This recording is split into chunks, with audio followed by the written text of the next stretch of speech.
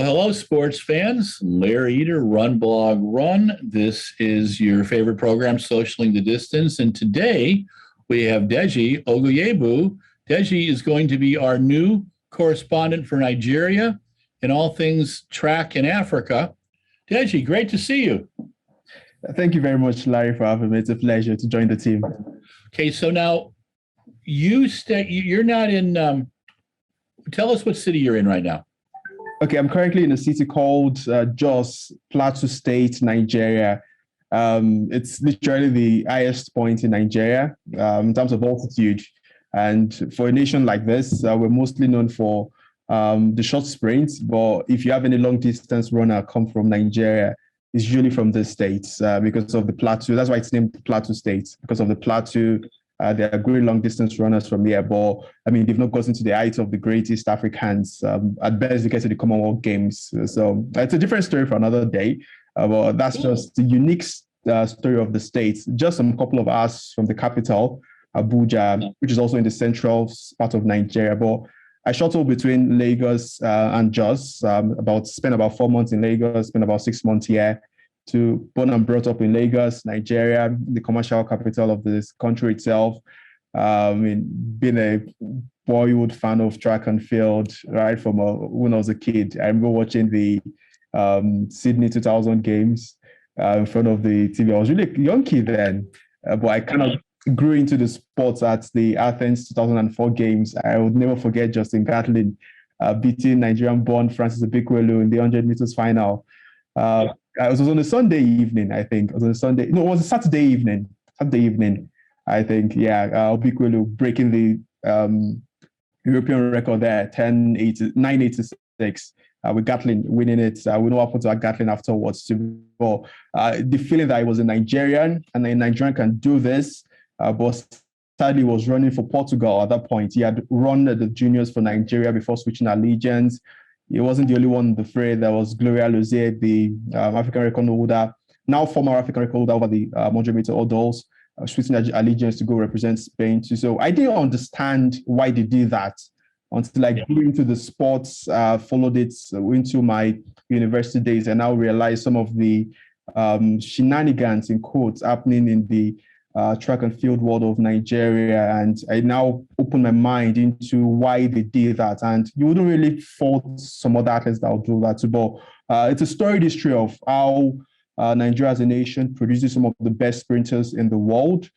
Some families of migrants in others stay in other countries, mostly in Europe. So you rarely see a major international competition like the Olympics or World Championships where a Nigerian would not win more than one medal, and most likely is not running for Nigeria. So an athlete like Sawa Eid Nasser, the Bahraini athlete, was born and brought up in a state called Anambra State in Nigeria. Was in Nigeria up until like 14, 15, but it's almost like the system wasn't working for her, and she moved over to Bahrain with another coach, and boom, her career is there. So the talent is there. It's setting up the structure that's just been really poor. And I wrote that in the first piece I sent over to you about why the collegiate system in the United States has provided a sort of leeway for most of these athletes and some sort of win-win situation for the athletes, Nigeria as a country, and also the college system in the United States to get the best of athletes there. Yeah, no, I was in the stands in 2004. That was my, was it my second? My first Olympics I went to was in 84. 2004, I had taken my son and I got him in to see the final of the 100. In the stands, there was 80,000 Greeks, clapping and screaming. Wow. And it was amazing. And I remember Francis, and I remember Gloria too, Nigerian athletes. The first Nigerian athletes that I knew about dated back to 1974 at the NCAA championships. And I had an old copy of Track and Field News, and they mentioned that a couple athletes, there were coaches bringing athletes from Nigeria then, and it's, I think that, like you said, there's, it's what's happening recently with Cuba, where you get athletes like Pedro Pichardo, who's gone to Portugal, and then you had a couple of the great hurdlers who moved to Spain, and it's I think they get to a point where, and we had athletes from Mexico come to the U.S. Arturo Barrios. Arturo is a buddy of mine back in the 70s, and I would go to this race in Bakersfield where about 40 distance runners from Central and South America would show up, and we'd all run a 10,000, and it was to try to get a qualifying standard for Olympics or world champs. And I had all these buddies who were on the Mexican national team, and we'd sleep on the floor of a bar the night after the race. We got a free place to sleep, so we had our sleeping bags, and they would feed us dinner, and you'd be on your way. But it was just, you got to meet people, and that was one of the cool things about the sport, is everybody you get to meet. So that's very cool that you got to that you got into. 2004 was a pretty special Olympics. When did you start to write? Okay, I started writing officially in 2015. But before that, I just played around it. I'm the kind of person that if I love something, I'm intuitive and I just scribble a lot of things down. So I remember the first piece I wrote was about you and Blake. It was a special talent. I was in university then, I think in my second year. Interestingly, I studied chemical engineering in the University of Lagos, interestingly.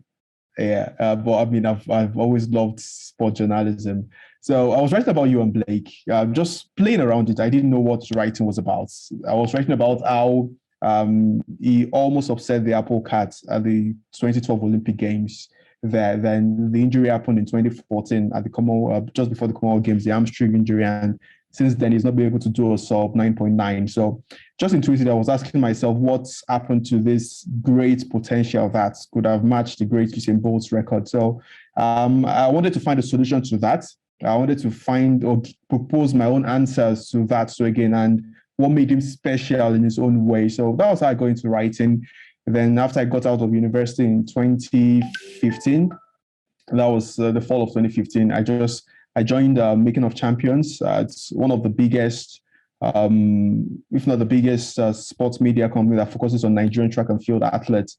So I joined up with them, and since then, it's been a story for about 6 years now, before I left some couple of months back.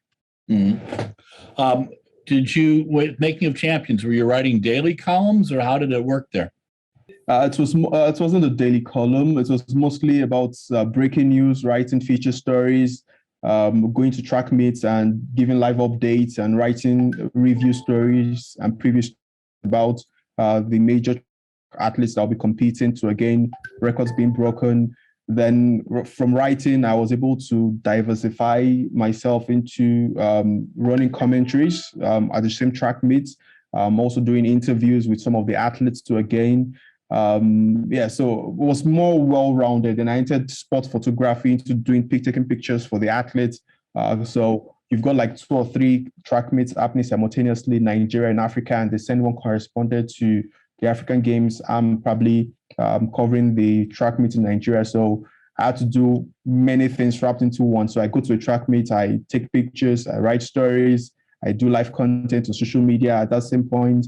Then also probably do interviews with some of the athletes too. So it kind of grew me to the person I am now in terms of covering it. So the last major championship I covered, the World Juniors in Nairobi, I don't think I'd stretched myself to that limit in terms of covering a major championship, where I was doing interviews, publishing them, writing stories as they come up, also trying to create content on social media by giving live updates to again. I did that for 5 days on the stretch, and it opened me up into my possibilities of being a human being and what I can do in a major championship. So, but I loved it. I loved it all the way. I loved it all the way. Meeting the athletes, talking to them. Interestingly, long term, I've always loved the feel of what happens behind the scenes in terms of track and field. The management of the athletes, their monsieur, their ARs, what they do after or when they are not competing to again. So I've been fascinated about it, and I wouldn't be surprised, say in the next 10, 15 years, I become an athletics representative, or I probably delve into managing athletes too. But I mean, Good for for you. now, it's the scope of writing and having to cover the sport itself. What's the tough part about covering a meet live? When you're giving live updates, what are you trying to do? When I'm giving live updates, it's trying to capture the moment, give it the best connotation it can get to reach out to as much people it can reach out to. So, I mean, obviously, I wasn't at the Olympic Games, but I was in a bubble, kind of, with another colleague of mine covering the competition, mainly for Nigerian athletes and also for European athletes too. I mean, for some of the top stories that will come up. So the fact that, I mean, the time difference between Tokyo and Nigeria was about 8-9 hours. So you're waking up at night, and when the first story about the Nigerian athletes not being able to compete, I'm sure you know about the story where they didn't have the requisite amounts of out of competition tests. So we're debating in the house about how best to put out that story, because these are tracksters that have worked their socks off for the better part of the last 4 years to get to the Olympics, and they can't compete because someone wasn't doing his due diligence.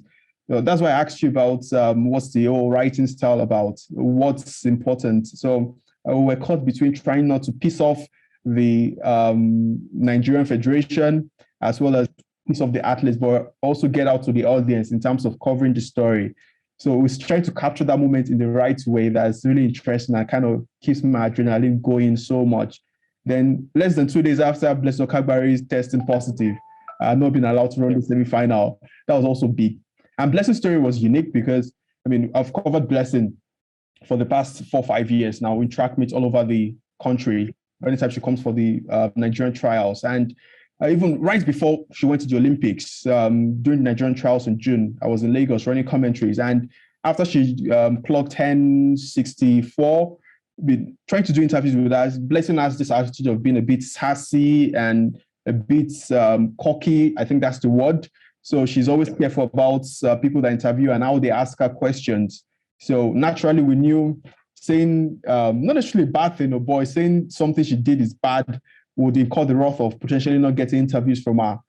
But also, we're caught between having to tell the right story about the drug test positive. So in the end, we just had to stick out with the fact that this is actually what happened, and this is the implication for Nigeria at that point. Only one athlete left in the women's semifinals because the 100-meter semis was happening that same day. So it's capturing the moment and ensuring that it gets to the right people in terms of content. So on Twitter, on Instagram, on Facebook, but then the video interviews on YouTube also to, again, making sure that it reaches the right audience. Was it last week I was talking to you about the Botswana audience, the Jamaican audience? I mean, the interview I did with the Tina Clayton, the Jamaican 100-meter youngster that won the 100-meter at the World Juniors, got over 300,000 views on YouTube. And that was because at that point, they didn't have a Jamaican correspondent at the World Juniors that was doing interviews for them. So that was a huge catch for the company at that point. Also, the women 4x1 that won gold, them speaking in Patois instead of speaking in English. So it was a good storyline. So he's having to look for these loopholes. Then Sasha Zoya also, to again, Amy interviewed him about his family, where he's from. His dad is from Zimbabwe. His mom is from France. He grew up in Australia. So those are those unique content and stories that, aside what's happening on the track, people want to know about and people want to relate to. Yeah. No, I think it's very, very important. You were asking a while back about how to deal with federations. I mean, I deal with that because I write about the USATF Federation as well as the British Federation and about World Athletics. And, my belief is you tell the story, you try to get both sides in. There's times when the federations will not oblige you with giving you information. So you've got to do the best that you can, and it's a challenge. How big is the Blessing Okagbare story in Nigeria? Is it still a very big story? Big story, not necessarily, but within the track and field sector, it's big, and it still is, because in the last decade plus, she's been the biggest track and field star for Nigeria. Won laurels in major international competition. So the feeling more has been it's a sad end potentially to what has been a storied career for her, winning silver at the Beijing 2008 Games, to winning silver in the long jump in 2013 in Moscow, as well as winning bronze over the 200, also to winning double Commonwealth gold in Glasgow in 2014, then competing in 5 consecutive Olympic Games in 2008, in 2012, in 2016. Okay, 24 consecutive games, and in 2021 to again, very few track and field stars can boast of that.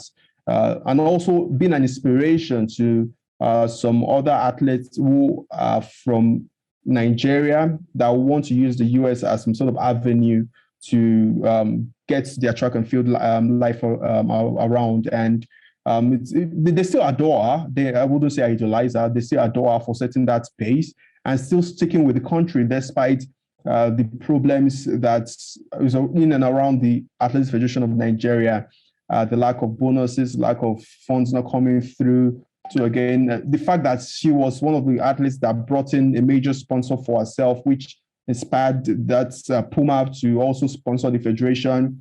So it's a long list of some of the positives she has done. So the feeling is a bit of disappointment that a career that has been this storied, she doesn't get to go out in the way she's supposed to go out. And so, but aside that, she's still well respected in the athletics circle in Nigeria. Next to Blessing, who are the athletes who are in track and field that are the most popular in Nigeria? At the moment, or all time? At the moment. Topi Amusan, sure, certainly is one big athlete. Fantastic. She looks up to Blessing. Then Essie Brume too again. Essie Brume is the long jumper that won bronze medal. So those two, and interestingly, they are close and they are friends. Blessing went to UTEP. Tobi Amusan also got into UTEP in 2015, around the fall of 2015 to again won the NCCA ahead of, interestingly, the Olympic champion, the name gets stuck in my head now, over the 100, Kamacho Queen. She won it then. So they've been rivals since that period. The fact that Toby is also potentially having to stick to Nigeria despite the old problem blighting the country. I recall at the Nigerian trials in June, prior to the Olympic Games, she was on the quest of breaking the African record then. And I was with a manager, the man that took her to the US, and he was telling me that in her contract, Adidas had put some really huge performance bonuses there, about $50,000 if you broke the African record and all. And the fact that she ran that race in smooth and decent condition, and when she looked at the clock, there wasn't timing. There was no timing there. It's almost like it malfunctioned. So they gave her a hand time, which obviously is not into the record book. So she was a bit disappointed. She felt let down by the country, but what could she do? She's still sticking with the country to again. Then when she won the Diamond League trophy some couple of weeks back in Brussels, it kind of capped off a season where it has been a bit of disappointment. She's literally won all the laurels she has to win, except the World Championship and the Olympics. She finished fourth in Doha by whiskers. She finished fourth in Tokyo too, again by whiskers. But she's won the Commonwealth Games gold. She's won the African Games gold twice. She's won the African Championship gold. She's won numerous Nigerian trials. She's won National Sport Festival too. And this in the space of 6 years. And she's just 24, 25 years old. So she's really a precocious talent. Then one that has underwhelmed despite his talent has to be Divine Oduduru. Divine came into the limelight in 2016. You must have known him about his performances in Texas Tech, winning double gold over the 100 and 200 meters to again. But he hasn't been consistent. For whatever reason. But Essie Brume is actually one big star track athlete that a lot of Nigerians respect. And that's because she started at a very young age. She's from a family that has a storied history of producing track and field athletes. An interesting story to Essie Brume, I'll come to that later on. Her younger brother, Godson Brume, was the top-ranked male athlete going into the men's 100 meters at the World Juniors.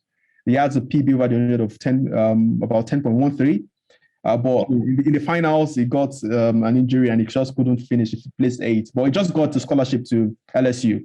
So he's joining them over the summer. His name is Godson Brume, fantastic athlete there. He's one a lot of people should watch out for going into the collegiate season. next year, and potentially, if not the World Championships. But it's a premier like Tobi Amusan has won everything there is to win. But she has gone better by winning a World Championship medal as well as an Olympic medal, winning bronze medal too. So, I mean, those are the three major ones so far, but there are precocious talents that are coming through now. Likes of Inse Omalbang over the 400 meters. She's blitzing odds. She won the World Juniors over the 400 meters. In the throws, there is Nnamdi Chinecherem. There is Favour Philly. She's competing for LSU. Favour is one precocious talent. If not for Christian Mboma and British Maselingi, she would have won gold by Canter at the World Juniors. So again, I think she finished third in the NCAA I think around April. So she was at the World Championship at the age of 16 in Doha in 2019. She has a PB about 51.8 over the 400 meters. She has a 23 time. 22 3-time over the 200 meters too. So she's one precocious talent that we should watch out for too. So there are a couple of them scattered around the country, but I mean, these are the ones that over the next, say, 4 or 5 years now, you guarantee will win top laurels for Nigeria major championships. Is Caster Semenya popular in Nigeria? Very popular, very popular. Nigeria hosted the African Championships in 2018 in Asaba, Nigeria, and Caster coming in literally was the biggest thing to happen for the championships because the fact that a lot of controversies, I mean, followed her based on the old DSD athlete thing and all. Then the ruling had not come through, but for every single time she ran over the 400 meters and 800 meters. There was this huge noise that followed through, knowing fully all that. She's inspired a lot of other athletes that have refused to compete with this same kind of body type. So she's fairly popular. I was at the airport too when I was traveling back to my city where I'm based in. She was there and people taking pictures with that too at the point. So Caster is a huge athlete over here in Nigeria. Yeah, she was. I met her first in 2009, and at the World Championship? Yeah, she had won the gold, and the next day when she came back to get her medal, she was booed, and because the word had gotten out, and no one understood what DSD was, obviously, and she's always handled herself with a lot of class, and I've always cared, and I really think World Athletics should have just grandfathered her in and said, okay, she's going to be able to compete to a certain time.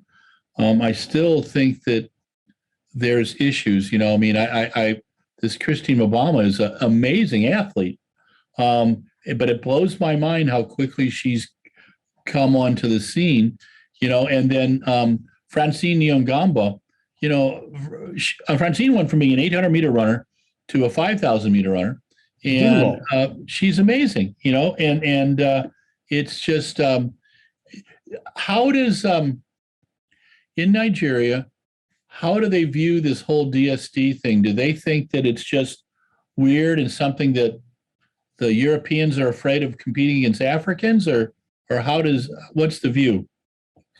Okay, what was it in Nairobi? I was talking to the former AFN president. AFN is the Athletics Federation of Nigeria, Solomon Ogba, and he has his reservation about them.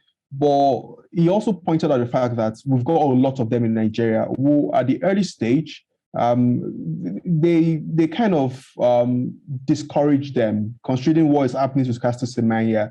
They kind of discourage them not to go full throttle into all this. And since they've been stopped from running the 400 meters to the mile, leave them with just the 100 and the 200 meters. And most of them don't want to do more than a mile. I mean, you rarely see athletes compete over the mile in Nigeria, except the state I talk about now, where I'm based in Jos. So leaving them to run the 100 and 200 meters to again, they feel it's something not worth risking, and they are trying to get in the good books of world athletics.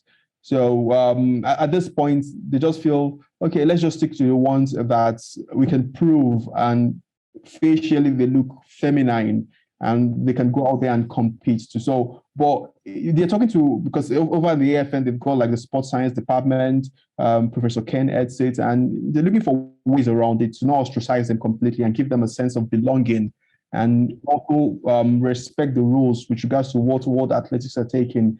But with regards to taking the medication, I mean, I think it's a complete no for them. But they're looking for a good balancing ground, common ground amongst all of them, where they could still compete and ensure that they do what they're passionate about. Yeah, no, I think it's one of the biggest challenges that world athletics will have over the next 20 to 30 years is to figure out how to deal with it respectfully and to really encourage clean competition. And I understand what they're doing in the drug test and stuff. And I think for much of that, it works. There's frustrations, and the U.S. system is people are innocent until proven guilty. And in Europe, obviously it's guilty until proven innocent. And, we have to thank Mr. Napoleon for that. But, some of that stuff doesn't change. What's the biggest sport in Nigeria? Football, undoubtedly, football. Okay. Now, do they follow your national teams and your local teams as well as like European League and British League, or how does that work? Okay. The local league is not well followed for many reasons. It's not because of lack of interest, certainly, but it's not well packaged. And it's something that cuts across the economy of Nigeria itself, where an average Nigerian will prefer to patronize something that's from the US or probably from Europe than an indigenous one. And that's because the lack of integrity over years. But even though some local or indigenous companies are coming up to prove that we can do this the right way. It's a developing country, no doubt about that. But I tell people that except you give it a try, you would never know. And I mean, for football as a sport, there are some local and popular teams, but it doesn't come close to the teams following European teams, people following European teams. So you see viewing centers, for example, there's a thing we call viewing centers in Nigeria, where I talked about super sports earlier on, where people go and watch, say, Manchester United and Barcelona play in the Champions League, and they are in a group of players where they're packed up and they're watching the sport there. But I mean, you get local matches, for example, if it's not the Super Eagles of Nigeria, that's the national team, the senior national team.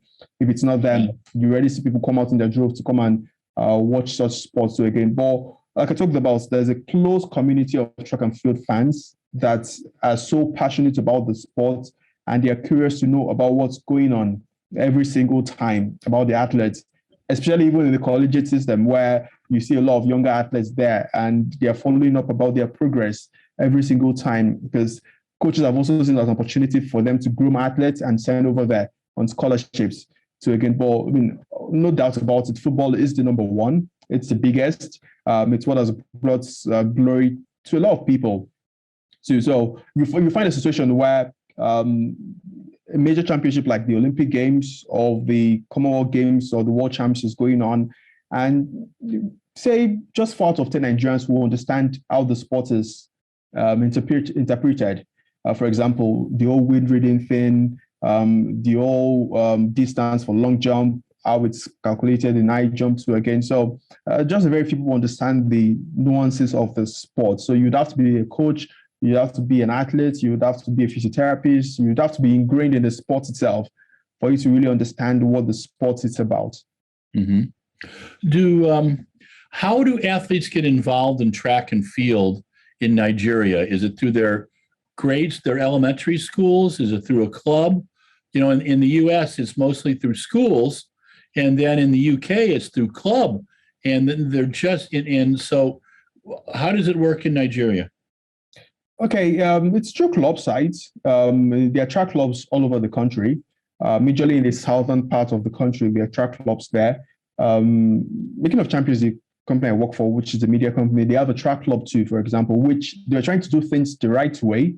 And right way in the sense that they felt, instead of Nigerian athletes going over to the US, creating a good condition for them in Nigeria, training them, getting the best of Gloria Aloze is a coach for Making of Champions. There's Deji there. making sure that while they're in university, they are juxtaposing their grades as schooling as well as competing to again.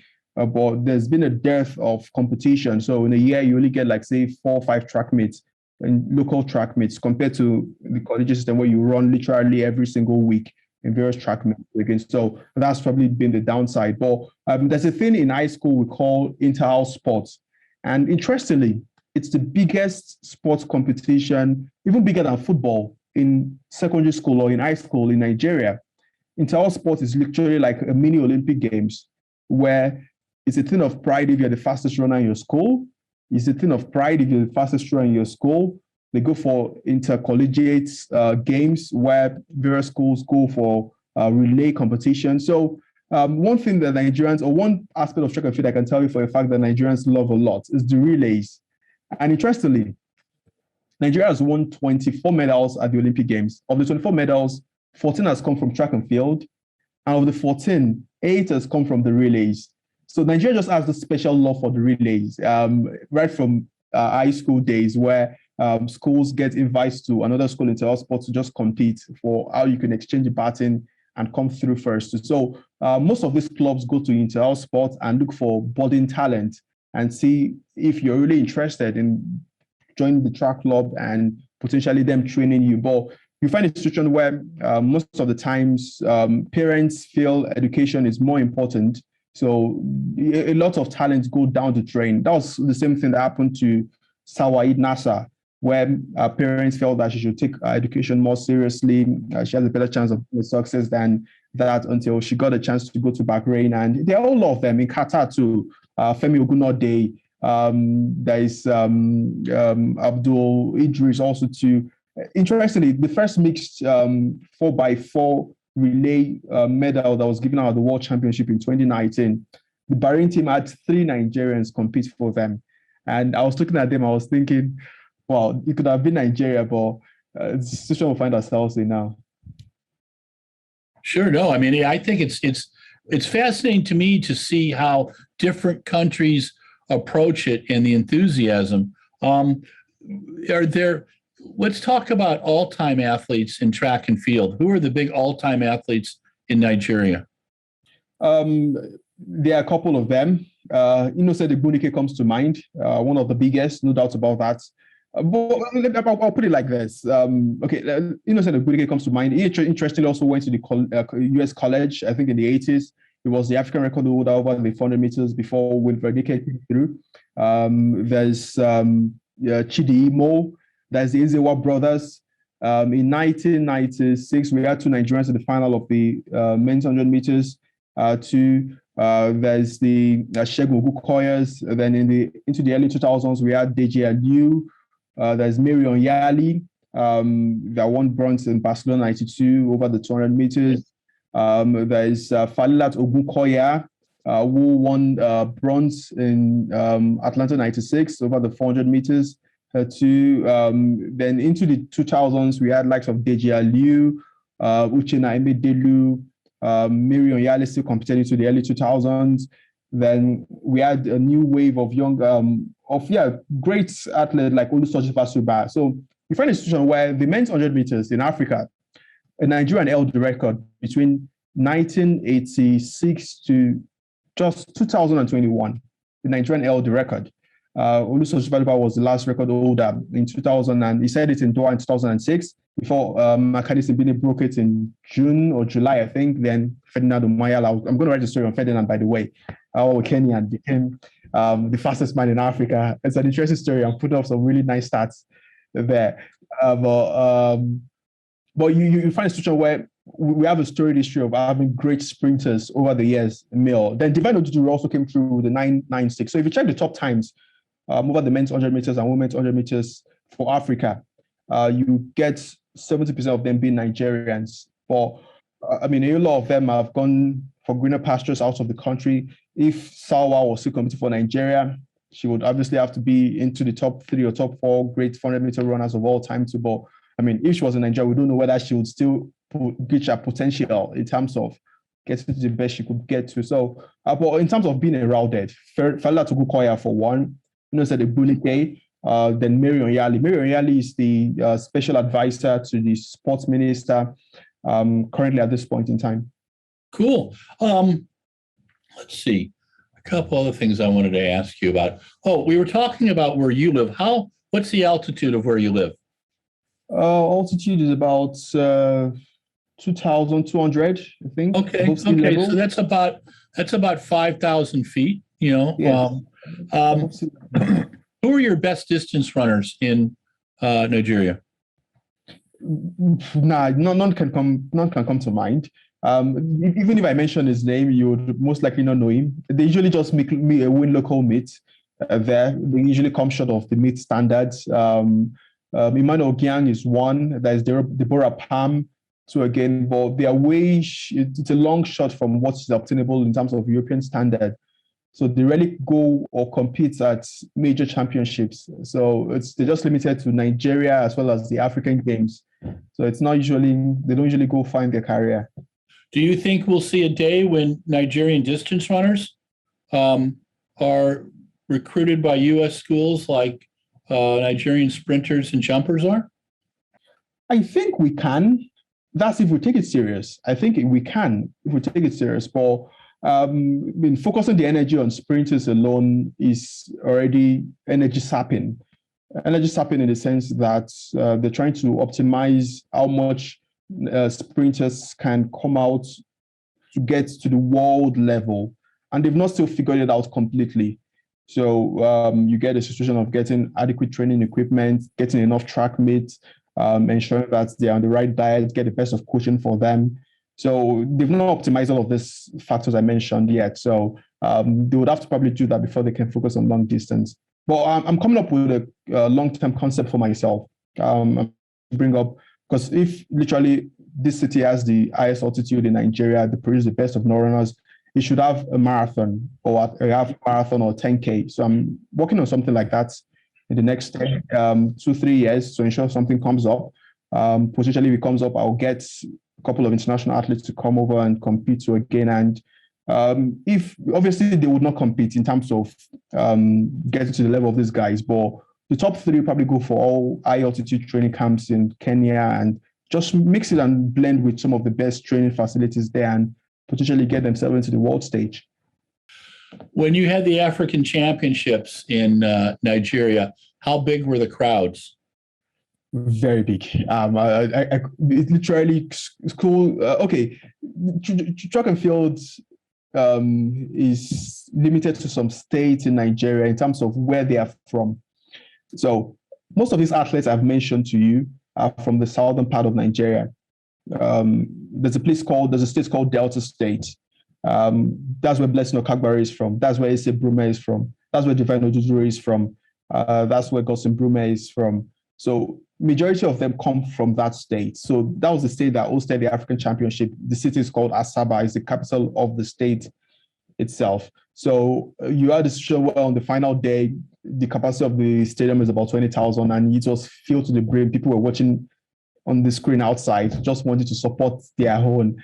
So it's almost like them watching the entire sport I talked about in school on a larger scale. Then get to the likes of Caston Semaya, Akani Simbine compete, likes of Mary Jose Talu compete at that point, and they witness them live. So, but after that, it's what happens next. That's the question. But it's undoubtedly that anytime there's a major competition like this, Nigerians come in their droves to support their own. That makes sense. Okay, let me just think. I had a couple more questions for you. How big was the Tokyo Olympics in Nigeria? Were you guys able to watch everything? Was it controversial? Besides track and field, what other events were you guys really into? Okay, was it controversial? Yes. Was it big? Yes. I would answer that in a bit, but in terms of being big, I mentioned the cable TV in Sub-Saharan Africa Super Sports showed every single one of them. But Nigerians, in terms of Olympic sports, wrestling also gets into the fray. That was where we won our other medal. Blessing Oduduru also won another medal for Nigeria at that point in time. So it's important that the Nigerian track and field athletes were also able to compete favorably at a big level at this point in time. So watching or covering the likes of Blessing Okagbare, covering the likes of Brume, covering the likes of Divine Oduduro, the Falstad, Blessings, Ban, then also wrestling to again late into the night. Nigerians were just curious about how many medals as the country won at the Olympic Games. Sadly, we only won 2. It was our first individual medal at the Olympic Games since 2008. We didn't win a medal in 2012. We only won 1 medal in 2016. That was in football. Then we won 2 now in Tokyo. So the coverage was big. It was big. Then the Paralympics followed through, where we usually win a lot of medals. We've got great Paralympians over the powerlifting. We usually win a lot of medals, and we won about 23 medals at the Paralympics. So, but the coverage was fairly big. Cool. Well, Deji, you made it an entire 40 minutes with me. Congratulations.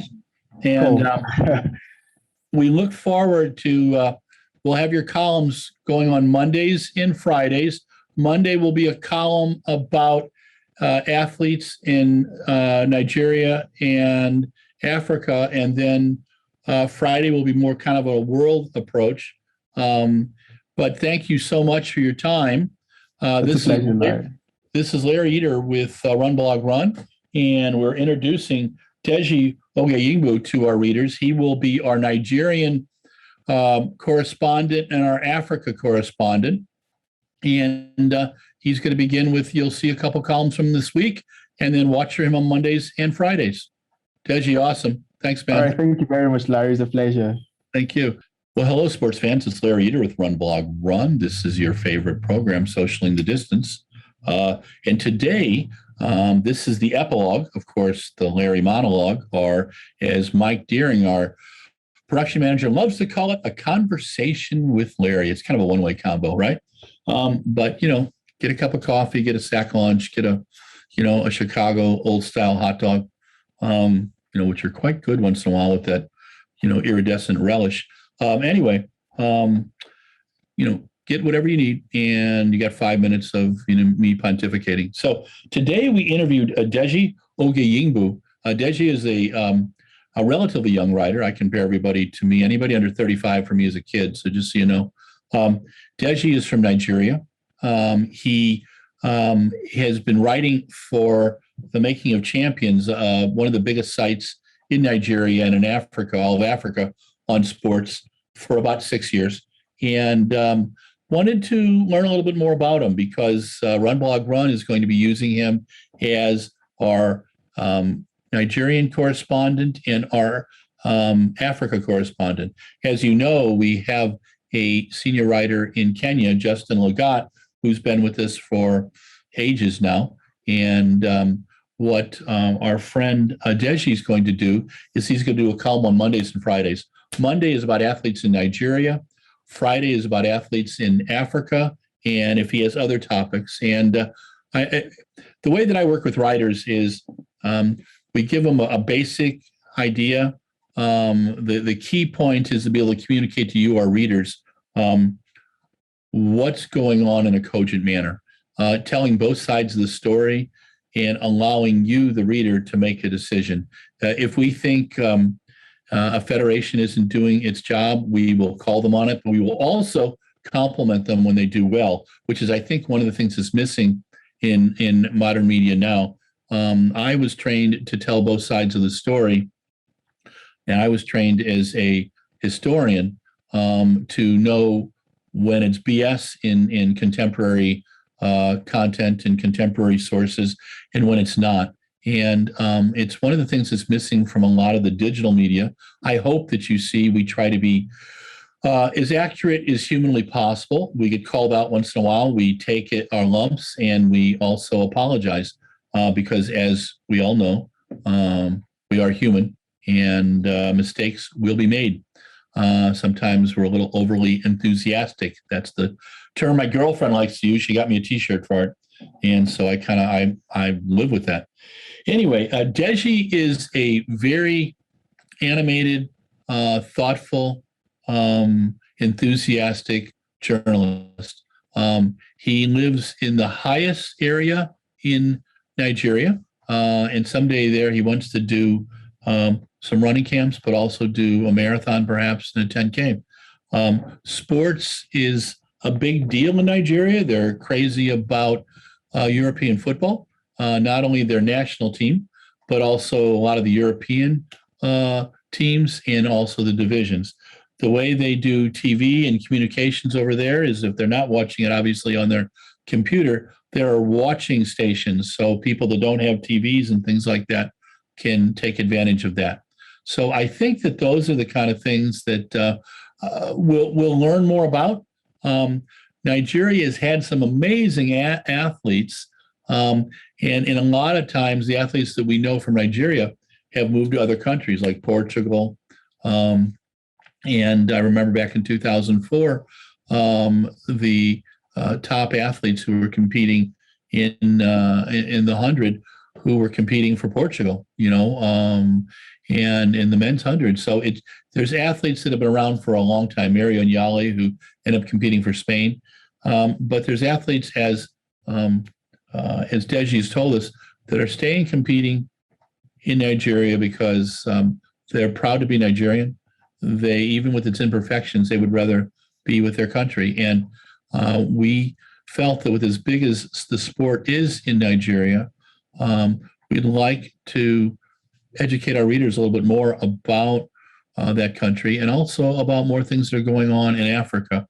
It's the next big track continent. There have been championships in African championships, obviously, which sound like they're pretty exciting to go to as well. So we'll have to put that on our list. But Deji will start next week, and you'll see his columns, and I hope you enjoy it. And any thoughts or comments, just reach out to me, Larry Eder, at runblogrun@gmail.com. Thanks again to Mike Deering, who is the production manager for Socialing the Distance and Athletics Chat, our 2 weekly programs at this time. Watch for some more things coming from us, and stay safe.